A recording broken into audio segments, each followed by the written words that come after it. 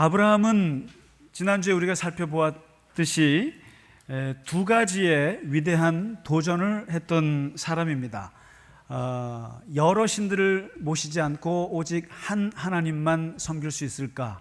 유일신앙을 도전을 했고, 또 한 가지는 보이는 것이 아니라, 만지는 것이 아니라 보이지 않는 가치를 추구할 수 있을까? 그래서 자기 아들을 모리아산에 하나님을 사랑하는 것을 보여주는 그런 극단의 시험도 당하기도 했습니다. 그 아버지의 대를 이어서 100살 차이가 나죠. 100세 얻은 이삭, 이 두 번째 아들 이삭은 사실은 창세기에 4명의 사람이 나오는데, 아브라함과 이삭과 야곱과 요셉이 나오지 않습니까? 근데 이 4사람의 인생 중에 가장 밋밋한 사람이 이삭입니다. 이야기도 별로 없고, 특별히 아버지 아브라함의 그 대단한 인생에 비해서, 또 아들 야곱이 벌였던 그 파란만장한 인생 역경에 비하면, 또 요셉과 같이 드라마틱한 성공의 아이콘을 보여주는 것에 비하면 이삭은 내놓을 게 없습니다. 인생이 별로 평면적입니다. 그래서 그런가 제일 오래 살았습니다. 180세까지 살았습니다. 아버지가 175세, 아들이 147세, 손자 요셉이 110세 비하면 창세기에서 제일 많이 산 사람입니다. 역시 인생은 밋밋하게 살아야 오래 살 수 있습니다. 너무 튀면 빨리 죽습니다. 근데 이 이삭은 그렇기도 하거니와 이름을 바꾸지를 않았습니다. 아버지는 아브라함에서 아브라함으로 바꿨죠. 어머니는 사레에서 사라로 바꿨죠. 또 아들 야곱은 이스라엘로 바꿨죠. 이름을 바꿨다는 얘기는 인생이 역경이 많았던 뜻입니다. 그리고 파란만장했다는 뜻입니다. 그런 면에서 이삭은 이름이 좋아서 그런지 180년 동안 그대로 한 이름으로 썼습니다. 어머니가 이 이삭 낳기 전에 천사가 와서 아들 줄게 그랬더니 속으로 피식 웃었지 않습니까? 웃기시네. 그랬더니 하나님이 그걸 들으시고는 너가 웃었지.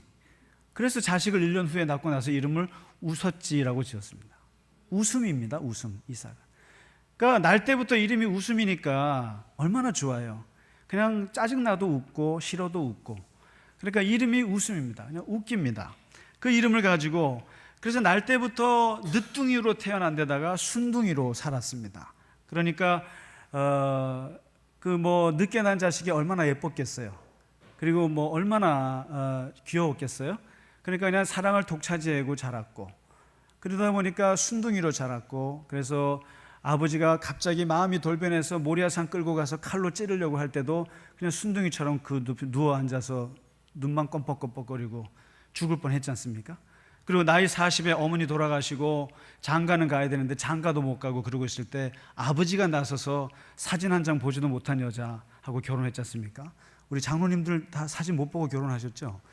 근데 그런 것처럼 그냥 억세고 똑똑하고 예쁜 여자 리브가와 그냥 아버지가 결혼하라 그래서 했습니다. 그냥 했고, 그리고 자식이 안 생겨서 20년이나 자식이 안 생겼는데 아버지 같으면 뭘 했죠. 아버지는 자식이 없어가지고 첩들여가지고 자식을 낳았지 않습니까? 근데 이 순하기 순한 이삭은 그때 아마 아버지가 첩을 들였던 게 보기 안 좋았던 것 같아요. 그래가지고 자기는 안 그러겠다 그래서 20년을 기다렸는데 기도하면서 결국에 쌍둥이를 낳지 않습니까? 그러니까 인생 자체가 매우 순한 사람이고 싸울 줄을 모르고 얼굴 표정 하나 나쁘지 않고 구김살이 없이 그렇게 75년을 살다가 아버지가 돌아가시거든요. 그러니까 이제 아버지가 돌아가시면서 이삭이 홀로 서기 시작하는데, 마치 아버지가 75세에 하나님이 부르셨던 것처럼 이삭도 75세에 이제 아버지로부터 독립하게 됩니다. 그리고는 자기 인생을 이제 105년 동안 이제 펼쳐나가는데 특별한 게 없어요. 특별한 게 없고, 다만 오늘 26장에 이삭이라고 하는 사람의 영성을 볼 수 있는, 혹은 이삭이라고 하는 사람의 아주 강한 면모를 볼 수 있는 장면이 26장에 나옵니다. 이제 아버지를 떠나서 자기도 이제 떠납니다. 어디로 가냐면은 그랄 땅이라는 곳으로 갑니다. 이민을 가는 거죠. 블레셋 땅입니다. 이방인의 땅이고, 그 땅에 가서 정착을 하기 위해서 갑니다. 그런데 역시 이 그랄 땅이라고 하는 것이 이 아버지의 추억이 서려 있는 땅이에요. 아버지의 실수를 하신 땅이죠, 여기가요. 왜냐하면 아내 사라가 무서워서 뺏길까봐, 블레셋 왕에게 뺏길까봐 누이 동상이라고 속였던 곳이 이곳입니다. 아버지는 2번 실수했어요.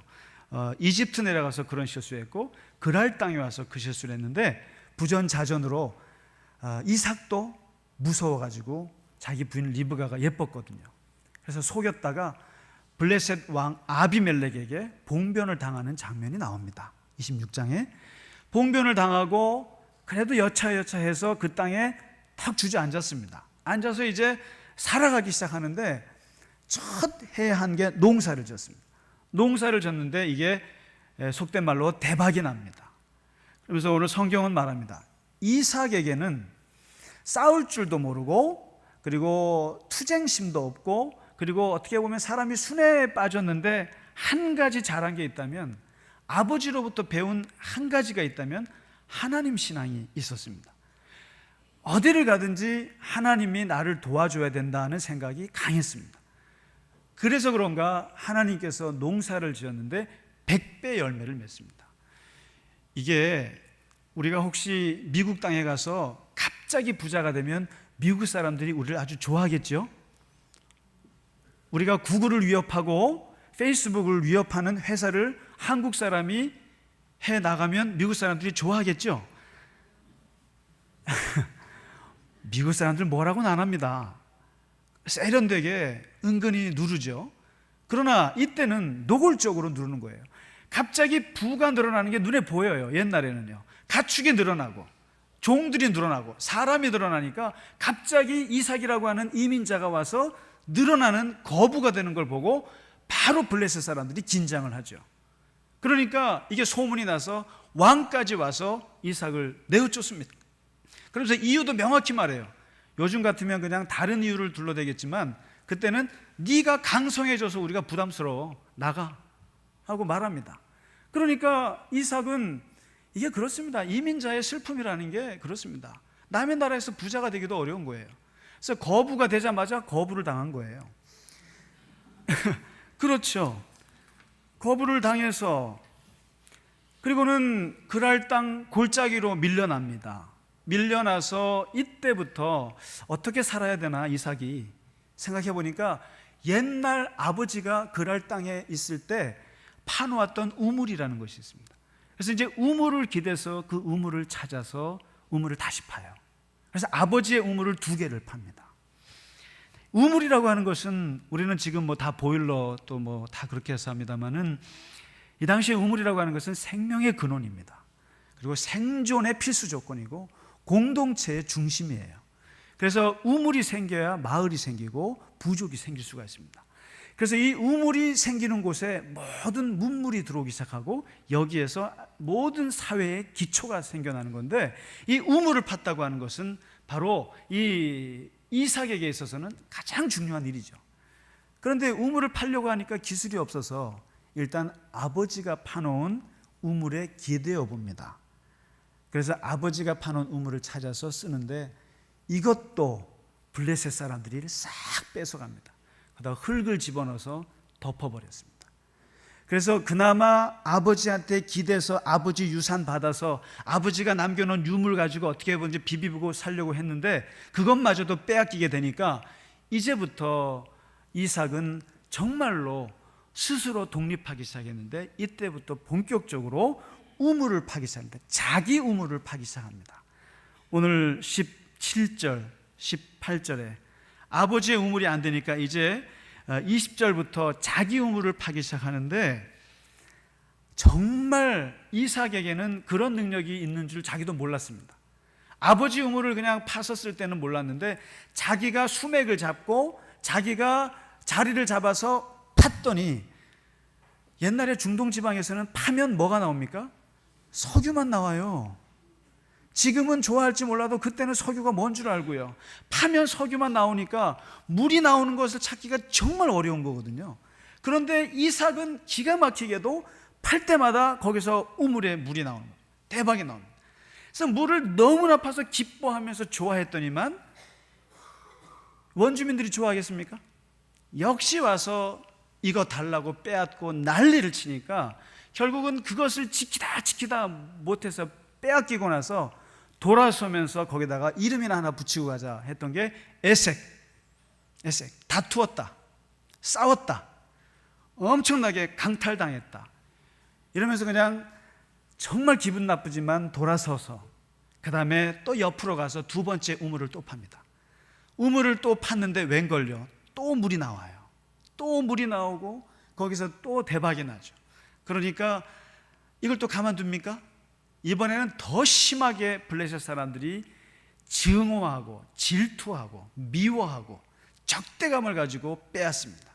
그래서 이것도 빼앗기고 나서 이름을 붙이기를 신나라, 사탄의 어원입니다. 이게 미움 증오, 정말 너무 이삭으로서는 마음이 아프고, 이게 옛날에는요, 지금은 웃겨 보실지 몰라도 옛날에는 우물을 빼앗는다는 얘기는 전쟁 선포입니다. 이게 메웠다고 하는 것은 우리 보고 한번 싸우자는 뜻이에요. 그러니까 완전히 목숨을 걸지 않으면 우물을 메우면 안 됩니다. 근데 와서 막 메우고 하니까 여기서도 결국에는 빼앗기고 또 돌아서서, 그다음에 세 번째 자기 우물을 팠는데 이번에는 안 빼었더라는 거죠. 그래서 이번에는 우리가 여러 사람이 쓸 수 있겠다 싶어서 이거를 르호봇이라고 짓는 거예요. 그리고는 넓은 우물이다 이렇게 해서는 지었는데, 이미 세월은 15년이 지났고 5개의 우물, 아버지 우물 2개에다가 자기 우물 3개를 파고 나서 15년이 지나고 나니까 이제는 뺏는 사람이 없지만 진저리가 나는 거죠. 그래서 내가 도저히 이 땅에서 못 살겠다 싶어서 조용히 자기가 태어난 고향으로 갑니다. 브엘세바라는 땅에 가서 거기서 또 우물을 팠는데, 오늘 보시면 이삭이라고 하는 사람은 아주 단순한 사람입니다. 어떻게 사냐면 항상 가는 곳마다 일단 제단을 쌓고 그 다음에 그 제단 앞에서 여호와의 이름을 부르고, 그리고 그 다음에 집을 짓고, 그 다음에 네 번째 하는 게 우물을 파는 겁니다. 우물을 파기 시작하는데 또 우물 파는데 이때 하나님이 나타났어요. 너 그동안 15년 동안 얼마나 마음고생이 심했느냐, 그러면서 이제 너에게 축복에 축복을 더할 거다. 하나님께서 내가 복에 복을 줄 것이다 하면서 하나님의 축복의 우물이라고 이름을 지었어요.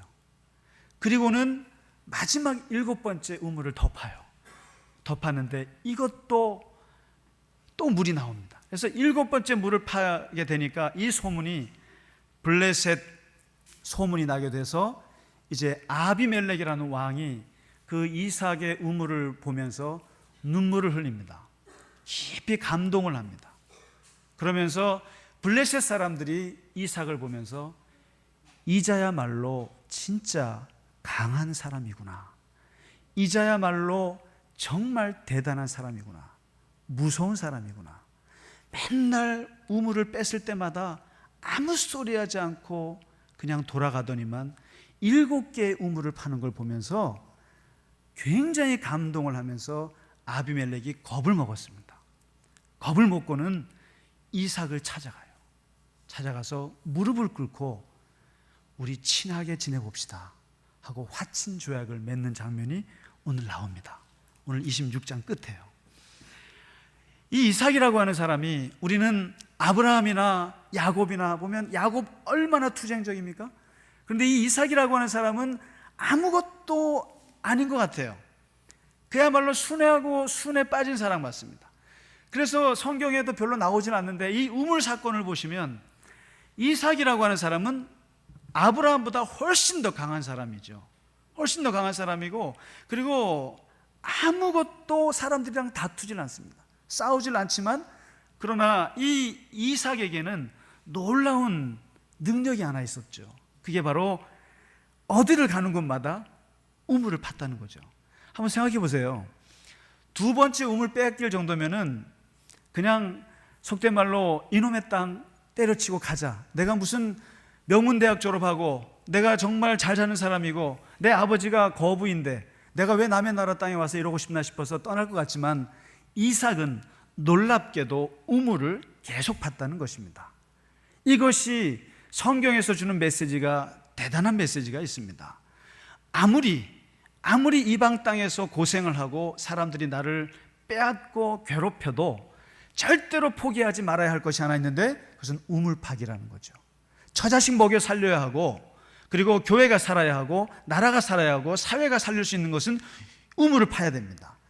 어떻게 보면 자존심 상해서라도 우물을 안 팔 것 같은데, 이삭은 누가 뭐라 그래도 걔는 지져라 우물을 메꾸고 우물을 파댕기고 거기다가 독을 집어넣는다 할지라도 지져라 나는 나의 우물을 파노라.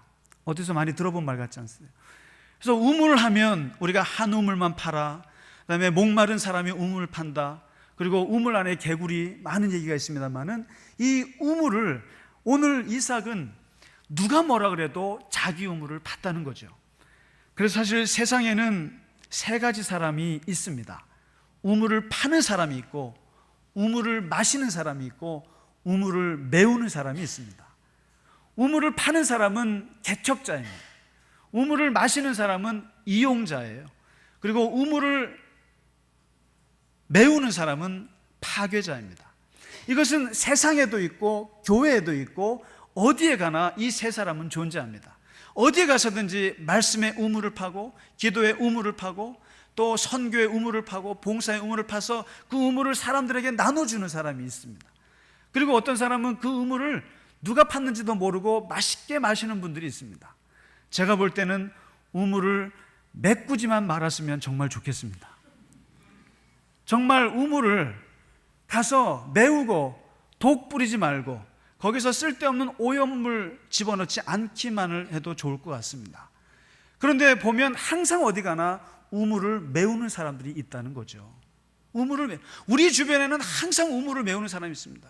우리가 어떻게 일궈놓은 사업인데 그걸 메우려는 사람이 있습니다.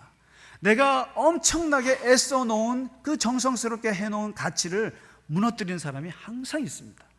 세상에도 있고 교회에도 있고 어디에도 있습니다. 그런데 중요한 것은 심약한 사람들은 다 그 메우는 사람들 앞에서 다 당합니다. 그리고 그 일을 그대로 접습니다. 보통 사람 같으면 아마 이삭이 우물 하나 파고 나서 빼앗기고 나서는 다시는 우물을 안 팠을 것입니다. 그런데 이삭의 위대한 면은 끊임없이 자기 우물을 팠다는 겁니다. 정말 이런 사람이 무서운 사람이죠. 누가 뭐라 그래도 내 것을 다 빼앗긴다고 할지라도 나는 그 우물을 계속 파리라. 어쩌면 오늘 새롭게 세우신 이 네 분의 전도사님도 새로운 우물이 되었으면 좋겠습니다. 그리고 교회도 끊임없이 새로운 우물을 파고 말씀의 우물, 하나님 나라의 우물을 파는 하나님의 공동체 아니겠습니까? 끊임없이 새롭게, 그리고 끊임없이 변화하면서 그 우물을 파고 또 우물을 같이 마시는 그런 공동체가 아니겠습니까?